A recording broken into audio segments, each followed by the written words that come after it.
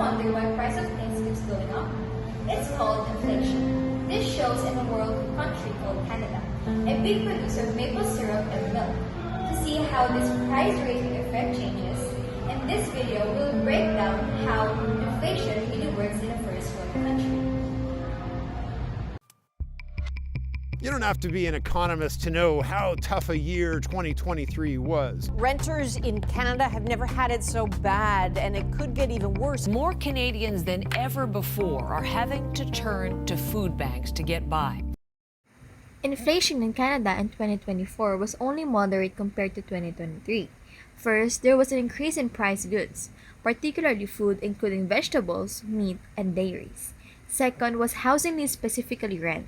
From 5.7%, its rate jumped into 8.2%.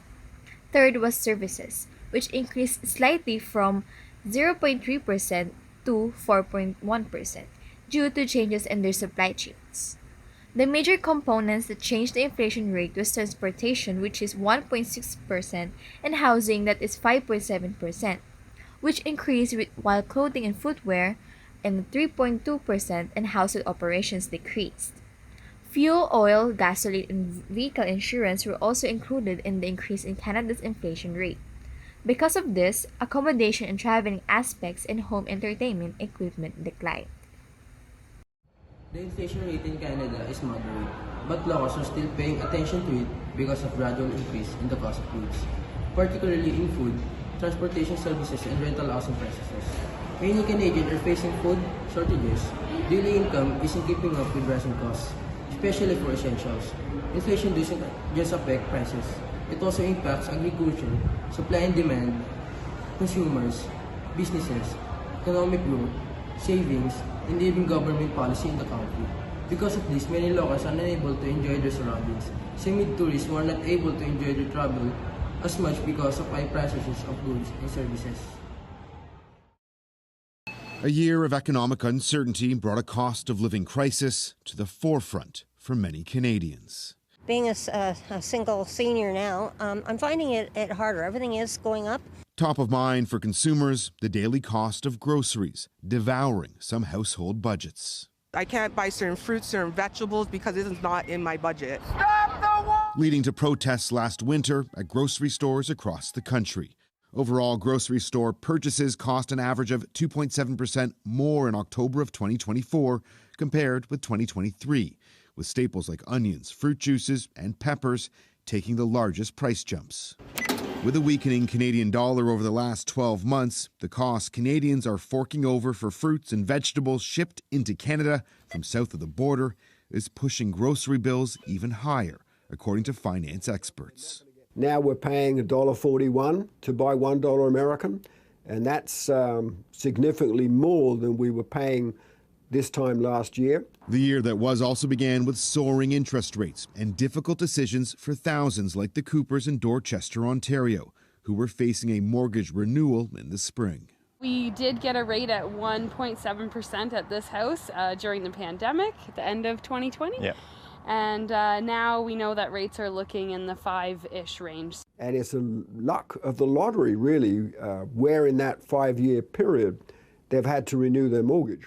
The Bank of Canada did reach its inflation target of 2%. Those who renewed their mortgage later in the year or those with a variable rate did receive some reprieve, with interest rates dropping from 5 to 3.25%. Consumer spending also showed signs of growth as the year progressed, with the federal government attempting to add a sweetener in the form of a temporary holiday tax break. Though as the year comes to a close, there are signs that the country may already be in a recession. Some believe that the number of immigrants Canada has welcomed has kept GDP growth afloat, but that could be coming to an end. It does tilt towards a softer economic outlook, a softer outlook for GDP growth than we published in October. The government has lowered their immigration targets for next year. That's likely to pull GDP growth down next year. With the calendar set to turn on another fiscal year, some Canadians are keeping the challenges of 2024 in perspective. Our parents went through a depression, and they survived, and they're stronger for it. We can get through this. Yeah, we can get through this.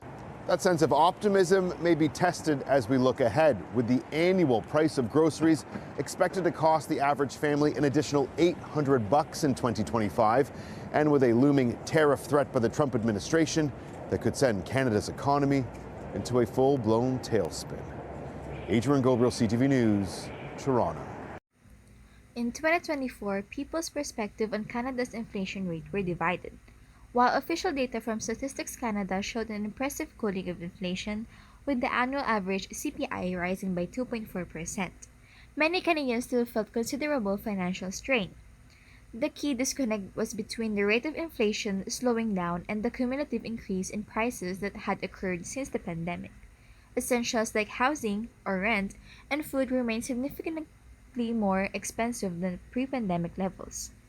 This led to nearly half of Canadians reporting that rising prices greatly impacted their day-to-day expenses, with lower-income households and those with disabilities being particularly affected. Consumers also believe that domestic factors such as government spending and high housing costs were contributing to persistent inflation. While inflation expectations eased, a sense of interest rates would remain higher for longer also influenced their outlook. Despite official sense of improvement, the high cost of living remained a top concern, and a headline story for all Canadians in 2024. I have a minor increase, and in part that's because I choose to buy Canadian whenever possible. We try to stretch the amount we buy for a lot longer. If I have to adapt on the fruit and veggies I eat, I'll have to adapt. In Canada, it's mostly the Bank of Canada that takes care of inflation. They do things like adjusting interest rates to keep prices under control, but the federal government helps out too, stepping in with spending and support programs to keep the economy on track and give Canadians a bit of relief when things get tough. Monetary policy, Bank of Canada actions in 2024. After aggressively raising interest rates in 2022 and 2023, the Bank of Canada spent most of 2024 holding steady. They were in wait and see mood, watching closely to see how those earlier hikes were affecting inflation. The goal was to keep things tight enough to cool down demand and push inflation back toward that 2% sweet spot. There were probably a few small tweaks along the way depending on how the economy was doing, but overall, they weren't in a rush to cut rates unless they saw real, steady progress in bringing inflation down. In general, after raising rates to 5% in July 2023, they pretty much kept them there for a while. They were basically waiting to see if inflation would keep cooling down.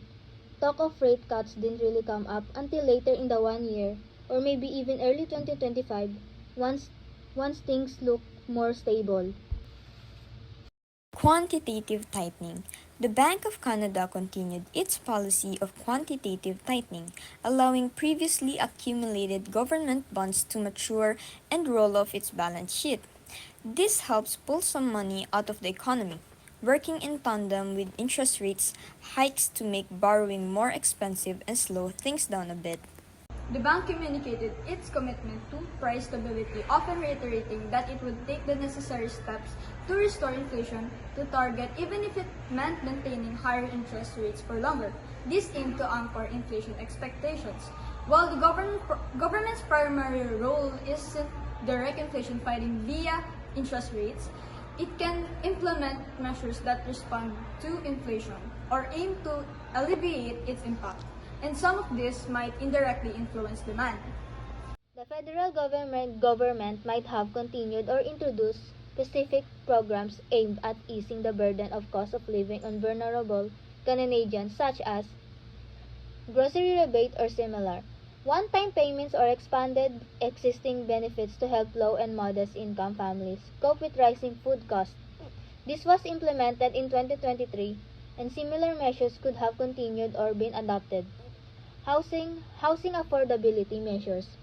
Initiatives to increase housing supply, though these are long-term solution or support for renters. Dental Care Plan. The rollout of the Canadian Dental Care Plan began in 2023 and continued into 2024, which helps reduce out-of-pocket health costs for eligible Canadians, indirectly freeing up some household budgets. Fiscal prudence, budget management. The government might have highlighted efforts to manage its own spending responsibly, to avoid contributing to inflationary pressures due to excessive demand. However, balancing this with other policy priorities can be challenging. Supply-side initiatives. Long-term investments in areas like infrastructure, clean energy, and skilled trades can help improve Canada's productive capacity, which over time can alleviate inflationary pressures originating from supply constraints. Competition Bureau scrutiny. Increased focus by the Competition Bureau on specific sectors, grocery, telecommunications, to investigate potential anti-competitive practices that could contribute to higher prices. In reality, even if inflation is moderate, it is not the same situation forever. It may not seem bad on paper, but when inflation pushes up the prices of essentials like vegetables and meat, it hits consumers hard because they are wanting their essential foods. People are working hard, but their pay isn't keeping up.